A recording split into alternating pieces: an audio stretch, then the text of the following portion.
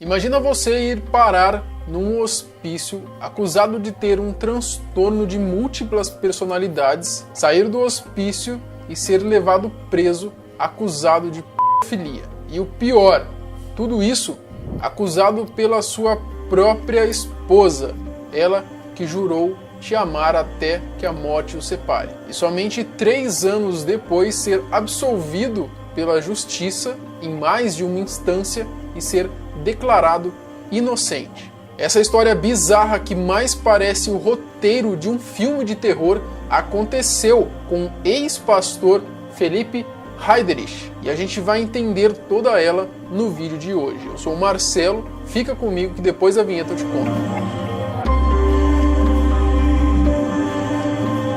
Antes da gente iniciar o vídeo em questão, eu queria dizer uma coisa. A história do Felipe Heiderich é uma história surpreendente. Daria um filme foda. E a história, ela é gigante. Inclusive, tá pra virar filme, essa história dele aí, eu fiquei sabendo. Esse vídeo aqui vai ser meio que um resumo sobre tudo desse cara que eu já vi e entendi, tá? Mesmo assim, esse vídeo vai ser maior do que o normal da média aqui do canal, mas eu peço que você fique até o final desse vídeo. De toda maneira, se você quiser saber mais da história dele, eu aconselho você buscar aqui no YouTube por mais material. Tem mais de 3 horas de podcast dele, tem reportagem no SBT, no Conexão Repórter, tem entrevistas aí com a Antônia Fontinelli de mais de 1 hora, enfim, tem muito material dele. A gente vai tentar condensar tudo isso em um vídeo de 20 e poucos minutos, beleza? Senta que lá vem a história. Felipe Heiderich, ele era um pastor, nasceu no Rio e ainda bebê ele se mudou para o interior de Minas Gerais. Ele era casado com uma também pastora, Bianca de Toledo. A Bianca ficou conhecida em 2001 após ela ser descoberta no programa Raul Gil. Ela se tornou cantora e pouco tempo depois ficou grávida de seu primeiro filho. Perto do nascimento de seu filho, ela teve complicações de saúde, seu intestino tinha se rompido. Ela chegou a fazer mais de 300 transfusões de sangue, teve 2 paradas cardíacas e, segundo algumas pesquisas que eu fiz, ficou em torno de 50 dias em coma no hospital e cerca de 5 meses ali em tratamento. Bom, durante todo esse tempo que ela ficou no hospital, o seu atual marido até então acabou o deixando. Lembrando, esse atual marido não era o Felipe Heiderich ainda. E ela só foi conhecer o seu filho depois, quando ele já tinha quase aí 6 meses de vida. Bom, vocês lembram que ela era cantora, né? Então, por causa dos seus problemas de saúde que ela teve lá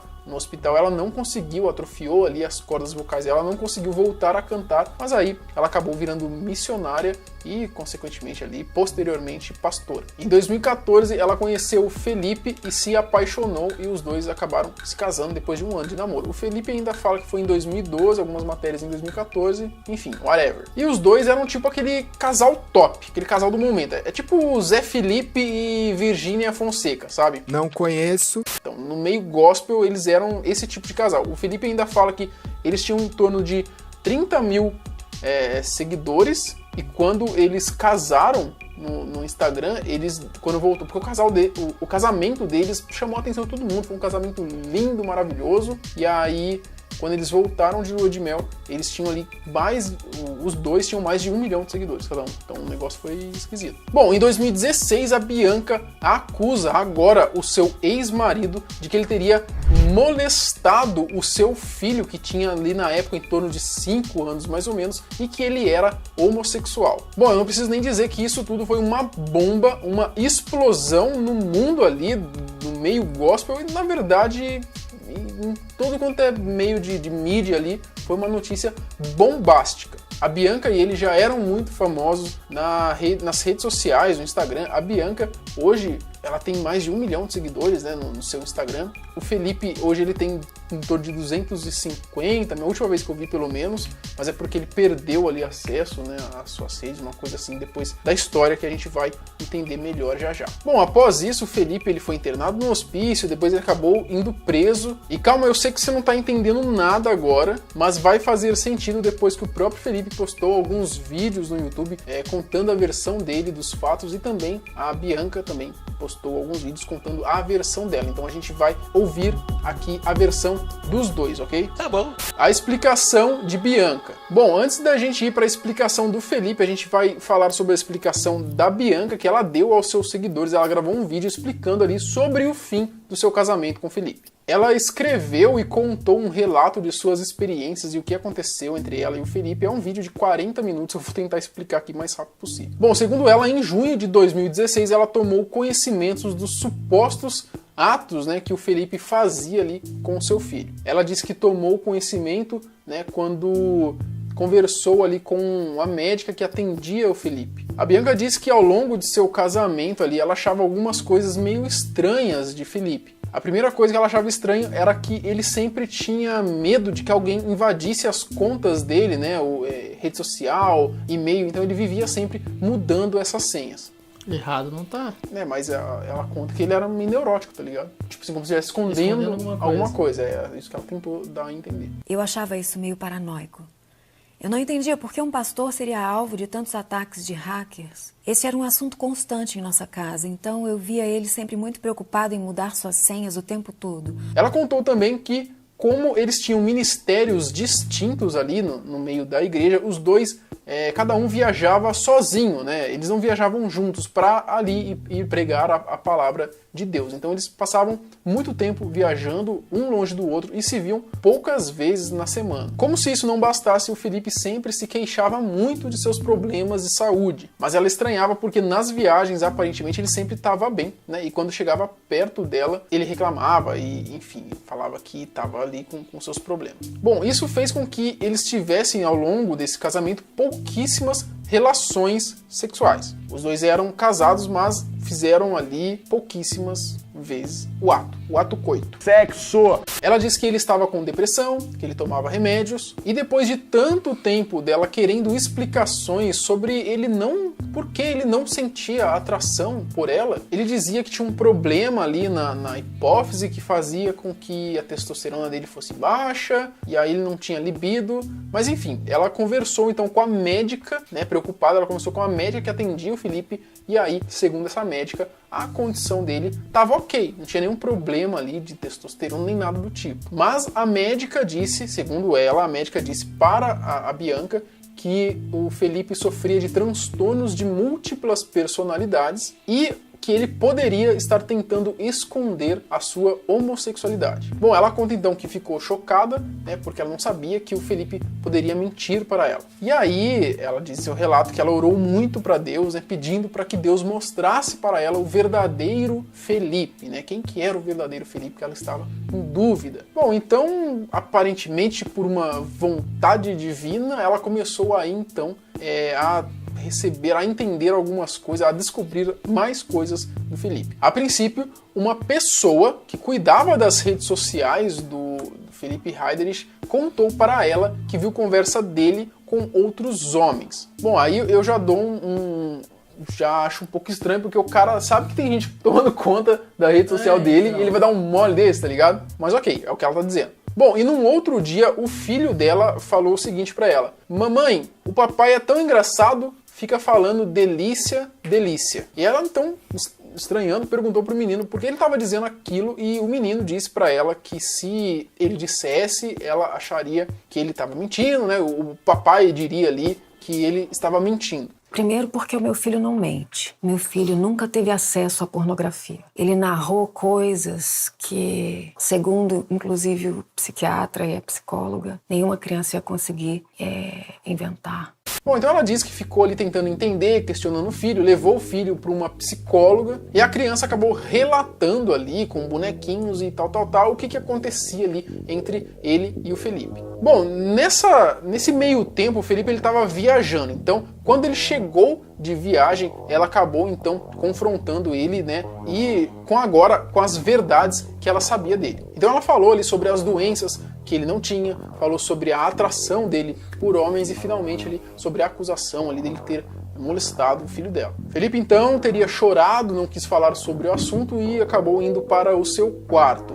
Nisso a Bianca ela foi embora, ela tinha ido para um hotel junto com seu filho, e no outro dia ela ficou sabendo, né, que o ex-pastor tinha tomado 2 vidros de Rivotril para tentar se matar. Nesse mesmo dia ele fez essa tentativa de suicídio. Bom, como ela ficou sabendo disso, ela disse que o marido da dermatologista dela avisou ela porque o Felipe tinha mandado uma mensagem para ele, enfim, ela ficou sabendo. Bom, então a Bianca, ela pediu para uma das funcionárias dela ir até a casa de Felipe para ver se ele estava bem. E esses funcionários então teriam testemunhado ali o Felipe na cama, com os vidros de remédio e ali naquele cenário todo. Bom, nisso levaram ele então para o hospital e ele ficou lá durante algumas horas até que o médico acabou encaminhando ele para uma clínica psiquiátrica. Então ele teria ficado nessa clínica internado e, segundo a Bianca, ela própria teria ligado para a mãe dele para avisar o que estava acontecendo. Bom, um suposto laudo então teria comprovado o abuso de incapaz e aí a Bianca foi dar queixa dele na polícia. Bom, saindo da clínica então, o Felipe foi preso e o resto vocês vão saber agora pela versão dele, beleza? A explicação de Felipe. Bom, na explicação dele, ele disse que ele era inocente e que ele tinha sido levado a um manicômio, um hospício, forçadamente e após isso preso injustamente. E dentre esse processo aí de ficar na clínica psiquiátrica e depois ir preso, se passaram aí em torno de 2 a 3 semanas. Ele ficou mais ou menos uma semana na clínica psiquiátrica e mais ou menos uma semana na prisão. Agora, sobre como foi toda a história pelo escopo do Felipe, aí, meus amigos, o negócio é bizarro. Bom, segundo ele, tudo isso foi uma grande armação da Bianca, já que ela não queria mais ficar, né, no casamento ali com ele, e ela planejou tudo isso para sair fora. De vez de chegar só lá, tipo, não dá mais, acabou. Não, mas aí que tá, né, mano? Igreja. Aí que tá. Afinal de contas, ó, eles eram pastores, né? Muito influentes no meio gospel. Ela já tinha saído de um casamento, entendeu? E sair de um segundo poderia dar um problema. E também tem um outro motivo ainda também, que eu já vou falar no decorrer desse vídeo. Então, uma segunda separação ali, sem nenhum motivo forte, tá ligado? Ia acabar com a carreira dela ali de pastor. Bom, no dia em questão, o Felipe ele disse que a Bianca chegou até ele dizendo, né, ela chegou, ele fala que ela sentou no sofá com ele e tal, e ela falou, ó, o nosso filho, né, que era o enteado dele, na verdade, né, foi abusado, né, pra não falar uma palavra mais pesada aqui, vocês já sabem qual que é. E aí o Felipe, sem entender nada, ele se levantou e falou, como assim, por quem, né, me conta, não sei o que, e ela olhou pra ele e falou assim, foi por você. E aí ele na hora não acreditou, falou, mas você tá de sacanagem, é uma brincadeira de mau gosto, não acreditou. E aí depois ele começou a entender que ela não tava brincando, ela tava falando sério. Só que ele achava então que talvez seria um mal entendido, né? Alguma coisa aconteceu, plantaram alguma ideia na cabeça dela e ele acreditava que ela estava sendo manipulada, entendeu? Ela me acorda de manhã, numa terça-feira, dizendo, o nosso bebê foi... Eu entrei em choque. Eu levantei furioso, eu queria... Nesse momento você não lembra que você é pastor. E ela falou, foi você, foi você. Eu estou saindo de casa com ele e volto na sexta-feira, vou pensar. Isso era terça, volto na sexta para pensar se a gente continua junto ou não. Bom, ela disse então que ela foi embora para um hotel com o filho dela. E aí ele disse que na sexta-feira, isso era uma quarta mais ou menos, na sexta ela iria voltar ali e decidir o que ela ia fazer com ele. Então isso aí é um pouco estranho também, mas foi isso que ele disse. E aí, cara, ele ficou maluco. Falou, imagina, o que eu vou fazer? Ele não conseguia contato com ninguém, já era noite, e aí ele falou, cara, eu não vou conseguir até ficar acordado até sexta-feira. E aí ele viu os vidros de Rivotril ali no armário ali, que eram dela, inclusive, ele fala isso, e aí ele tomou pra dormir. Ele não tomou pra se matar, ele tomou uma dose alta, mas pra dormir. E aí ele diz que ele deixou 2 bilhetes, inclusive, na casa. Um bilhete era pros funcionários que iriam lá, falou, ó, tomei aqui um remédio e tal, mas pra dormir, tô bem. E aí um outro bilhete, esse bilhete foi divulgado na época, que era um bilhete pra Bianca, falando, ó, eu não sei o que aconteceu, mas eu nunca faria isso com você, nem com o menino. E aí assinado Felipe, tal. Então, foram 2 bilhetes, então, um para os funcionários e um para ela. E aí ele tomou os remédios lá e capotou. Antes disso, né, ele tinha ligado para uns amigos dela de Dallas, uns amigos de fora do país, tá ligado? Que aconselhavam ela, tipo uns mentores, alguma coisa assim, para tentar dizer, ó, a Bianca tá viajando, alguém falou alguma coisa de ruim para ela tá entendendo tudo errado. E aí esses caras falaram, ó, se vira aí, a gente não sabe de nada, e segundo ele, esses caras aí já sabiam disso tudo também.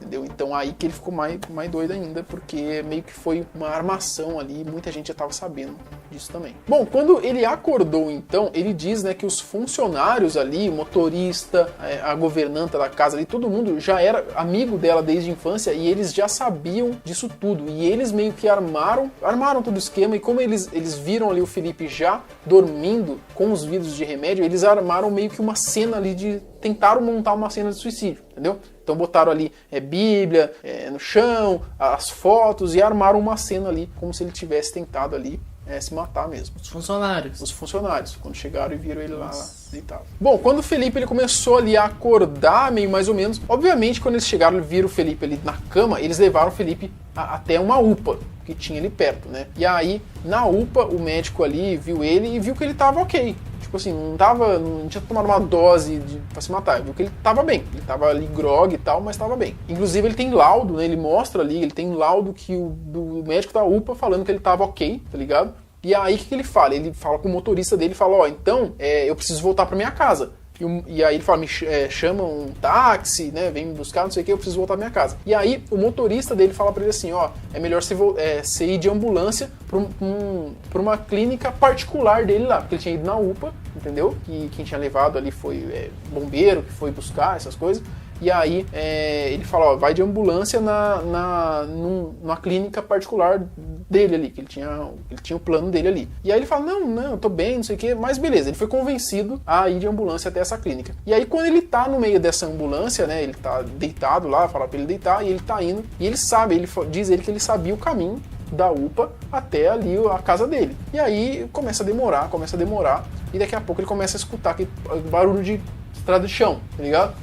E aí ele fala, onde é que vocês estão me levando, né? Ele fala, não, a gente tá levando você pra um caminho, um atalho, não sei o quê. Aí ele falou, não tem atalho pra ir pra minha casa. E ele tentou levantar. Na hora que ele tenta levantar, ele fala que uma das pessoas que estavam ali, não sei se era enfermeira, não sei quem que era, aplicou uma injeção nele pra ele dormir. Mas aí da clínica particular pra casa? Não, da UPA e não ir pra clínica particular? Então, da UPA era pra ele ser levado pra casa, mas aí, pelo que eu entendi, era pra ele ser levado, pra ele passar na clínica particular dele antes de ir pra casa, entendeu? Tá, e aí fizeram um esquema pra ele ir de ambulância até essa clínica particular. Aí não sei se era uma ambulância de alguém, não sei como é que foi, sei que essa ambulância levou ele pra essa estrada de chão e tal, foi quando ele tentou levantar, aplicaram uma injeção nele, e quando ele acordou, ele tava num manicômio. Caraca, é muita cena de filme de Hollywood mesmo. Bizarro mesmo. E fui mantido em cárcere privado, numa clínica. Eu fui torturado lá dentro durante 8 dias. O senhor quer dizer que foi internado contra a sua vontade? Sim. Ele conta que quando ele ficou mais ou menos 8 dias nesse hospício aí, né? Ele conta as coisas que ele viveu lá e, cara, sinceramente, é coisa de roteiro de filme, velho, que ele viveu lá. Ele disse que essa clínica, inclusive, é uma das clínicas mais famosas, a mais famosa do Brasil, ele fala. A mais famosa do Brasil. E ele fala que quando você entra nessa clínica, é lindo, maravilhoso, que é uma clínica de reabilitação, parece um spa, só que lá no fundo, lá tem um quarto, um cômodo, não sei o que tem ali, uma salinha ali, um negócio um pouco mais macabro, que é onde ele ficou, que era onde ficavam os coisas mais loucos, os caras mais loucos, tá ligado? E ele falava que ali junto com ele tinha cara que cagava no chão, tacava na parede, cara que ficava mijando, gritando, só cara doidaço mesmo. Bom, quando ele acorda então, ele fala, que é isso que eu tô fazendo aqui, né, já depois ele tenta se levantar, tá amarrado, ele fala, ó, chama o meu assessor, eu sou conhecido, busca meu nome no Google, não sei o que, né, chama minha esposa ainda, ele achava que a esposa dele poderia ajudar, de certa maneira, e aí essas pessoas começam a falar pra ele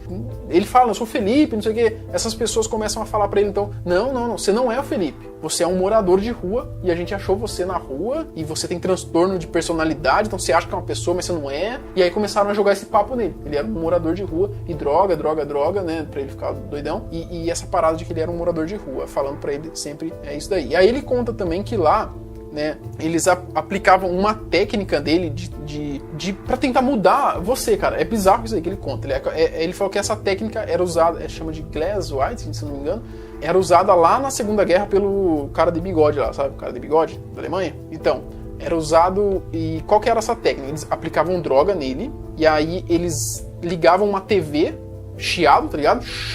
bem alto mesmo, e ficavam falando pra ele, ó, você é tal pessoa, você não é o Felipe, você é um morador de rua, você não sei o que, não sei o que, e ficavam nisso aí, ó, durante dias. E pra fazer isso é na base da tortura? E de drogas fortes. É tortura física ou só psicológica? Mental. De barulho? Então assim, você tá pelado, você tá com frio, drogas pesadas e uma pessoa do seu lado 24 horas, você acordado ou dormindo, dizendo, com o barulho da TV ligado, altíssimo, você não é Felipe, nós te achamos na rua, você é um morador de rua, a gente te trouxe pra cá pra salvar você, porque você é um perigo a você mesmo. E aí ele já tava, achando realmente que ele não era o Felipe, que ele era essa pessoa que eles diziam que ele era. Só que ele conta que, assim, ele falou, cara, eu não posso... Ele falou que como ele conhece muito da Bíblia, ele ficava recitando a Bíblia na cabeça dele. Recitando a Bíblia, e ele falou que, eu não posso ser um morador de rua, porque eu não saberia tanto assim da Bíblia se eu fosse um morador de rua. Você entendeu? Então isso daí meio que foi o norte dele, pra ele não se perder, mano. Se não tivesse meio que a Bíblia, assim, digamos que na bem cabeça estudada, dele, talvez ele tinha se perdido mesmo. E como ele foi encontrado? Bom, a secretária da ex-esposa dele começou a notar a ausência de Felipe. O Felipe, ele era um cara que ele nunca ficava sem responder, ele sempre estava online nas coisas, nas redes sociais, e aí de repente o cara some. A ex-esposa, no caso, já é a mulher que estava fazendo isso com ele. É, a Bianca. Então essa secretária da ex-esposa dele liga para uma outra secretária lá da igreja que ele frequentava e começa a falar, o Felipe deve estar morto, a esposa dele deve ter matado ele, esquartejado ele e sumido com o corpo. A secretária da ex-esposa dele já sabia, né, certo? Já achava que a mulher era meio maluca, né? Bom, e daí então eles começaram a tentar encontrar o Felipe, né? E a tentar encontrar algum contato da família do Felipe. E a família do Felipe, era difícil um contato com eles, porque eles não tinham a princípio, e eles também são do interior, bem do interior mesmo de Minas Gerais. Só que eles acabaram encontrando ali, conseguiram contactar ali a mãe de Felipe. Bom, depois da mãe dele ficar sabendo, né, que o Felipe tinha sumido, começou ali a busca então desenfreada dela para encontrar onde é que o Felipe estava. Bom, quando ela o encontrou então na clínica, ele diz que a clínica não queria liberar ele para ela, mesmo ela sendo mãe. E nesse momento aí a clínica avisou a Bianca e o advogado dela, que foram também nesse momento até na clínica onde estava o Felipe. E aí ele conta também que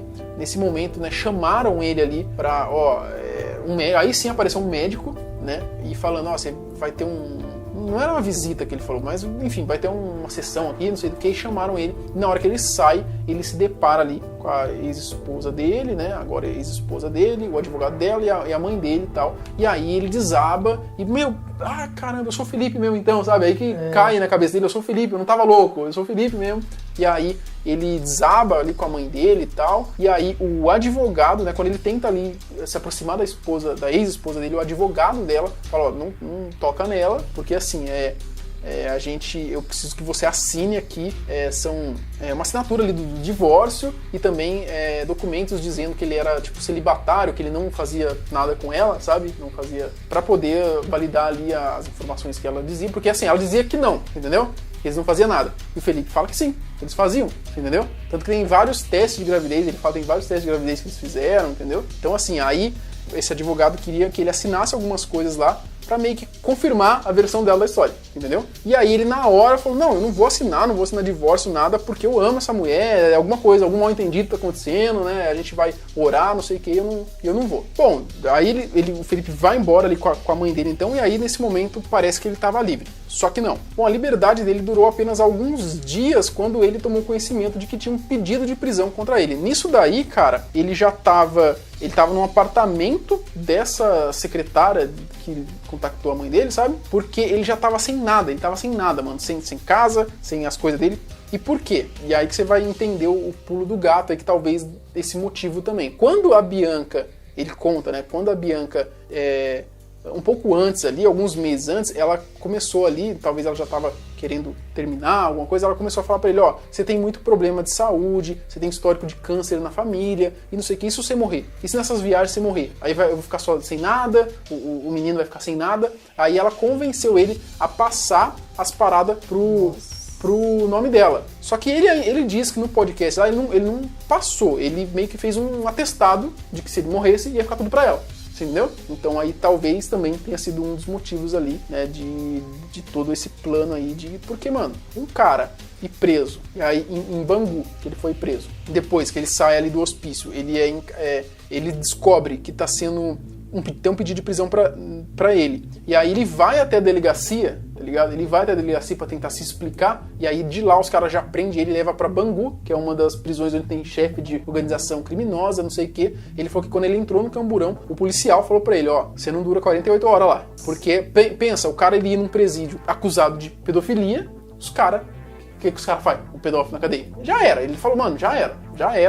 Não tem chance. Bom, e aí ele conta quando ele chegou ainda nessa cadeia, os carcereiros ali chegaram, perguntaram pra ele, qual artigo que você foi, né, não sei o que, pra ele falar. E aí ele não sabia, não entendia, né? Ele falou, mas como assim artigo? Artigo definido, indefinido, tá ligado? Porque ele era professor. E aí os caras espancaram ele, os caras têm técnicas pra bater e não deixar marca, quebraram ali o rosto dele e tal. E aí levaram ele até numa prisão, porque ele ficou numa prisão comum, apesar dele ter mestrado e um monte de coisa, ele ficou numa prisão comum porque ele tava sem documento, tava sem nada, entendeu? Ele ficou numa prisão com outros presos neutros, que eles falam, porque assim, quando ele chega lá, eles perguntam, ó, de qual facção você é, tá ligado? Você é do Comando Vermelho, você é não sei do quê? E ele falou, não sou facção nenhuma, sou pastor, não sei o quê. Aí jogaram ele nessa prisão com os prisioneiros neutros. E aí ele falou que tinha uns 6 lá, uma coisa assim, e na hora que ele entra dentro dessa cela, os carcereiros falam pra ele, ó, ele é pedófilo, e quem estuprar ele e fazer ele aí, a gente não vai bater, tá ligado? E aí ele falou, mano, já era, vou morrer. E aí ele fala que nesse momento ele ora ali e fala pra Deus, eu te entrego o meu corpo e que eu morra de forma rápida,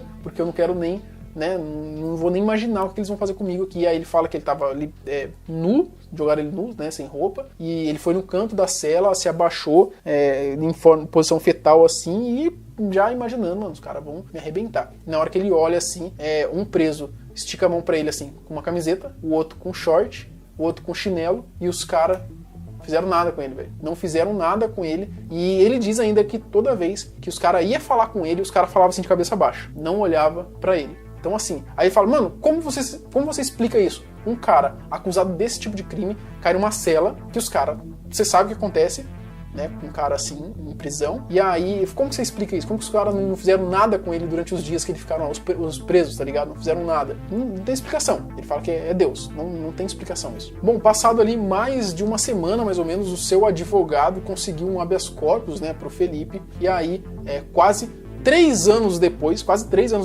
o Felipe Heiderich foi inocentado pelo Ministério Público por falta de prova, pela primeira instância, pela segunda instância e por mais um monte de coisa lá, ele foi inocentado. Ah, e o laudo, lembra do laudo da psicóloga lá, que confirmava que o menino tinha sofrido abuso? Bom, o psicólogo, né, os médicos que avaliaram esse menino eram amigos da Bianca, né? Então, assim, eles falam que o que ele fala também que a criança também é uma vítima também, que a mãe manipulou também a criança, tá ligado? Pra poder falar, porque tem vídeo da criança falando algumas coisas também, entendeu? Porque também teve outros laudos depois feitos por peritos do Ministério Público, e nesses laudos, né, não constataram ali nenhuma violência na criança, nem nada do tipo. Bom, segundo ainda Felipe, 2 testemunhas teriam ouvido da própria Bianca, né, isso é ele que tá falando, que ela falou que separar de novo ali num segundo casamento não ia ficar bem para a imagem dela, e aí que ela também teria dito o seguinte, ó, se eu não matá-lo no hospício, ele morre na cadeia. Não, 2 testemunhas disseram assim, nós ouvimos dela,